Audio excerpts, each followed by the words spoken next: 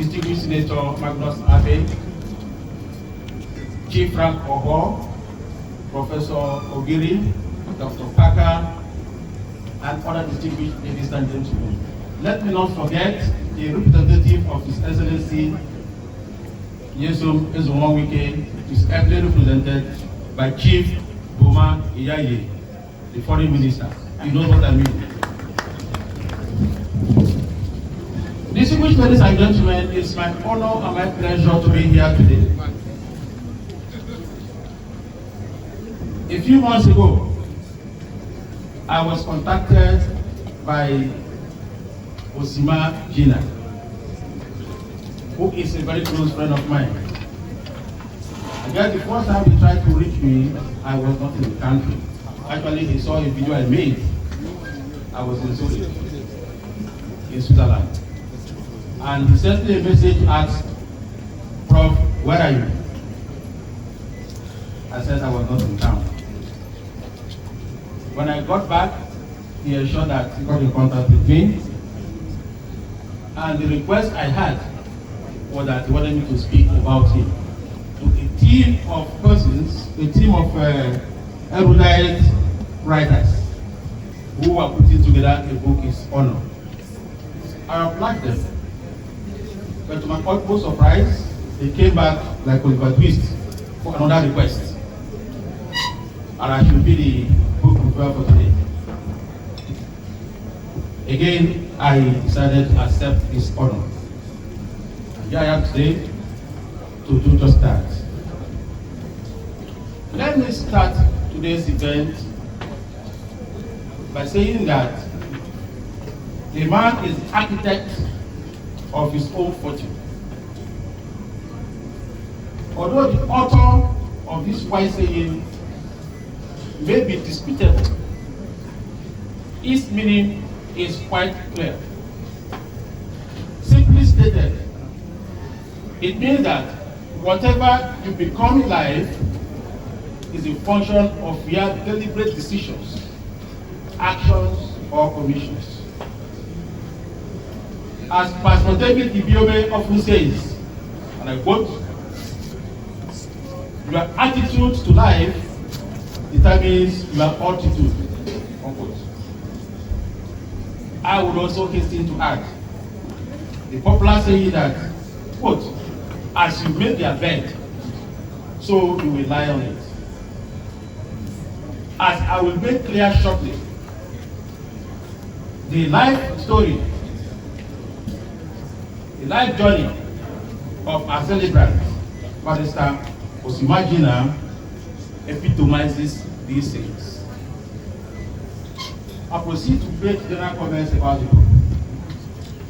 The title of the book is The Audacity and Inscrutability of Honorable Barrister Osima Ginah, Esquire.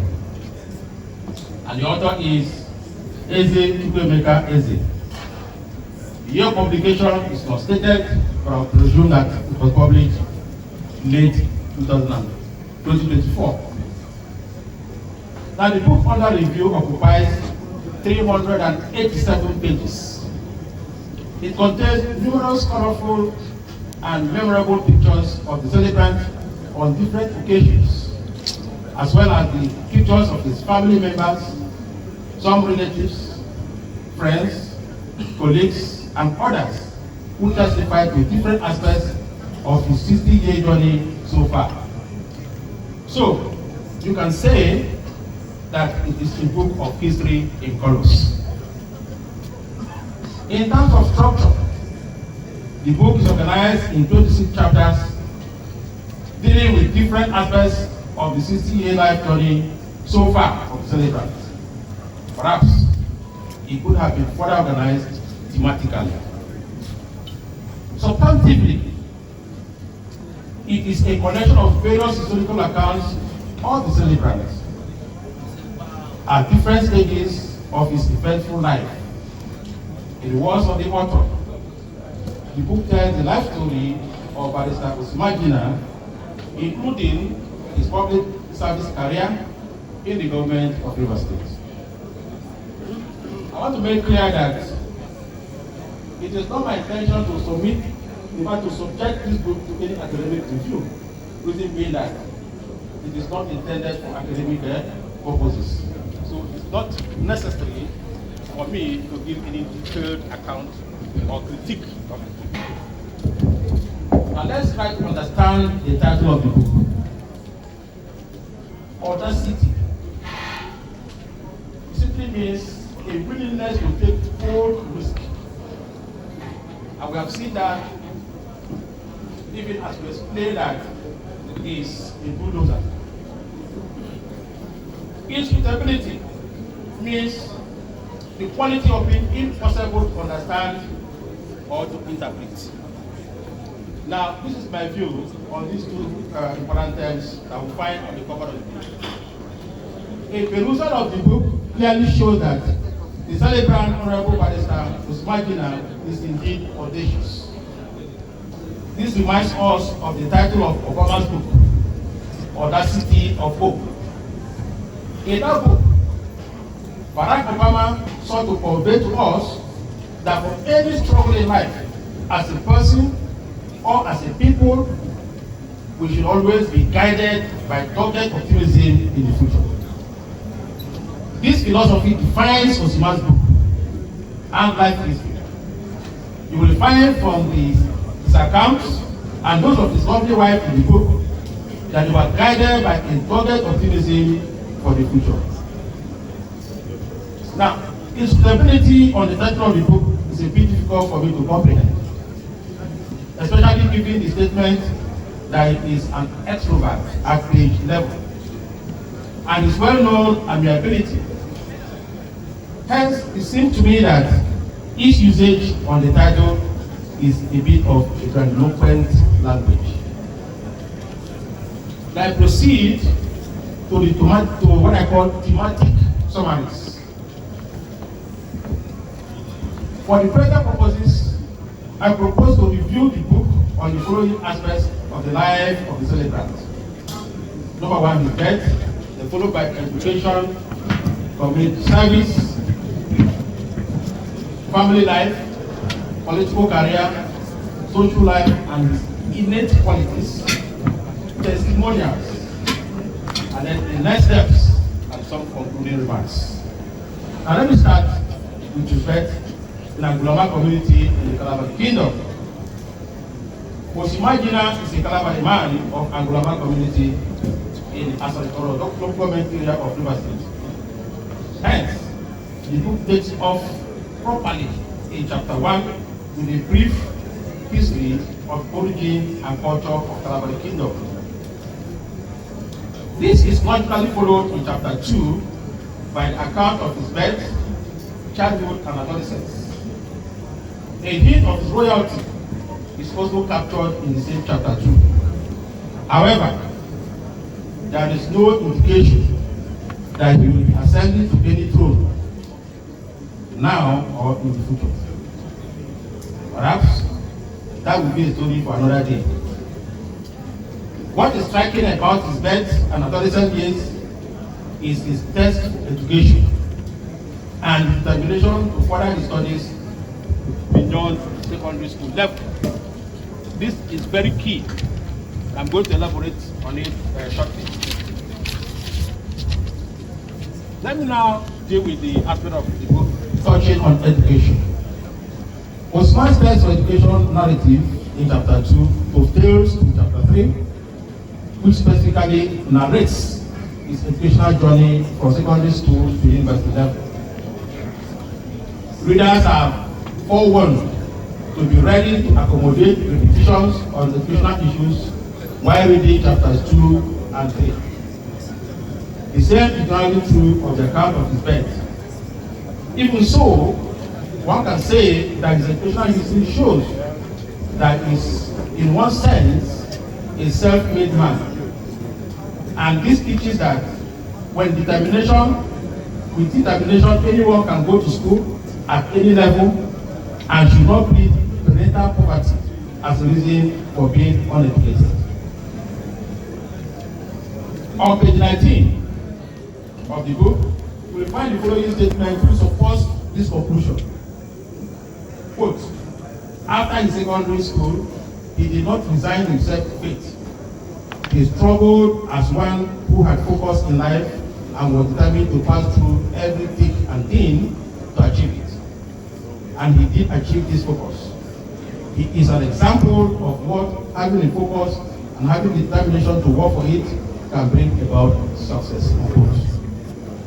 And I proceed to community service.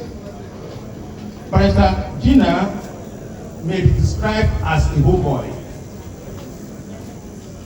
He loves his community, which he visited virtually every weekend, and served his community and the Calabar people generally in various capacities as secretary and youth leader. You will find bits of this in chapters 4 and 5. But the main account is captured in chapter 6.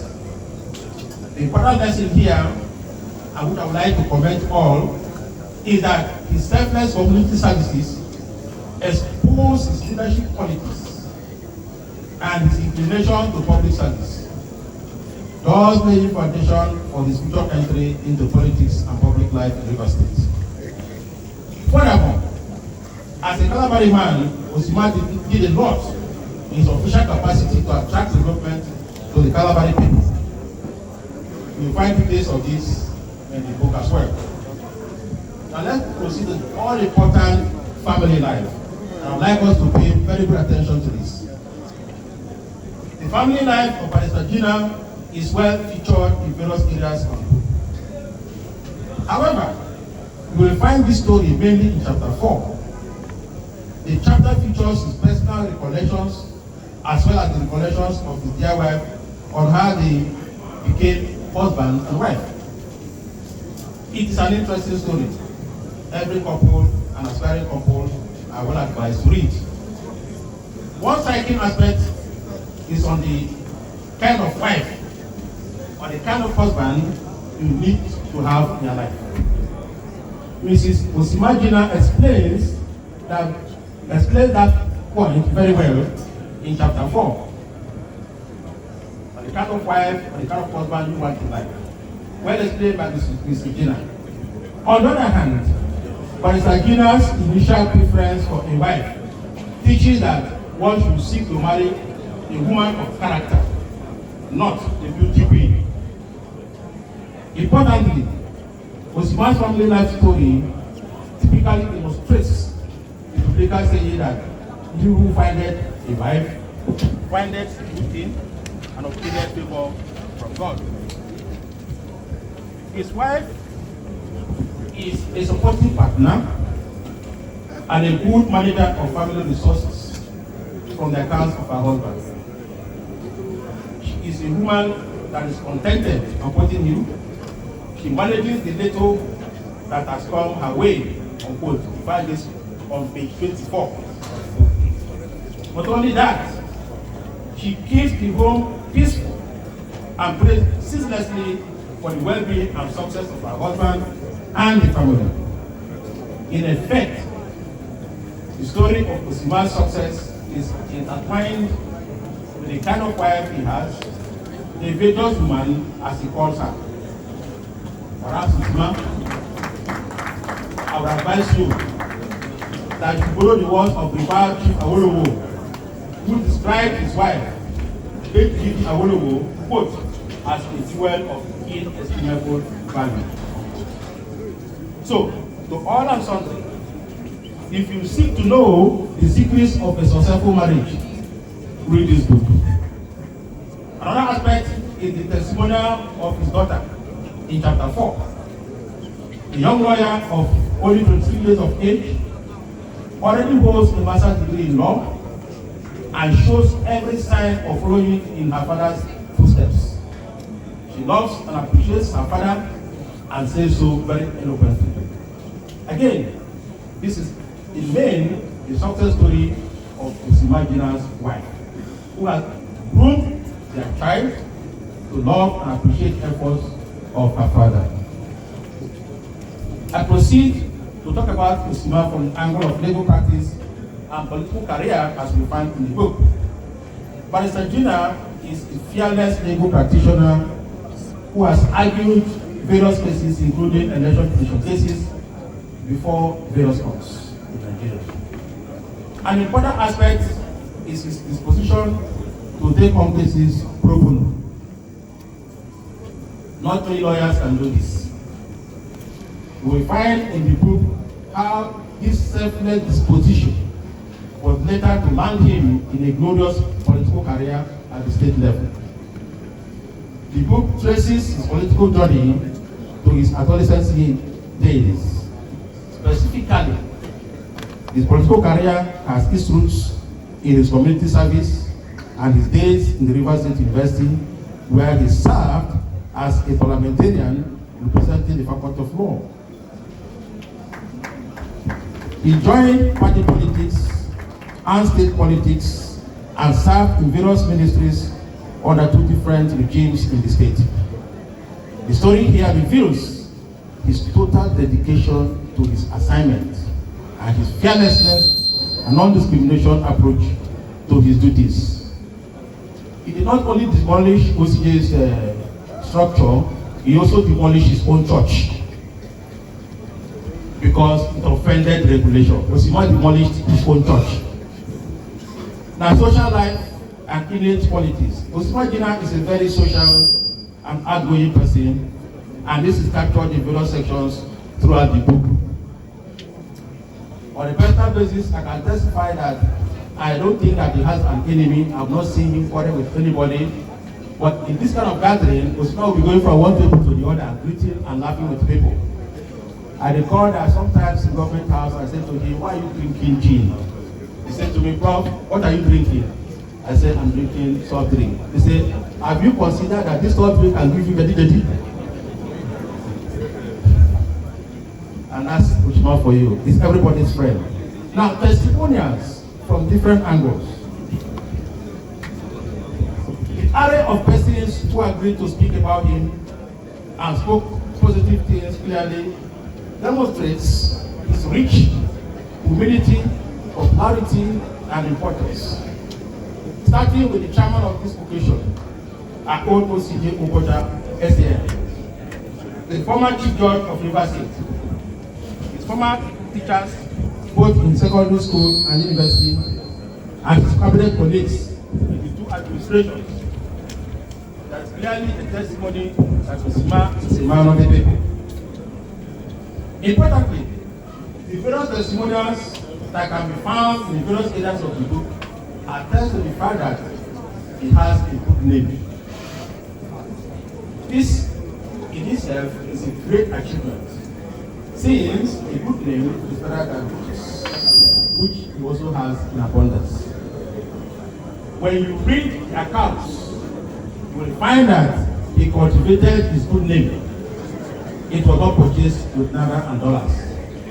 To find out how he did it, I probably recommend that you should read the book.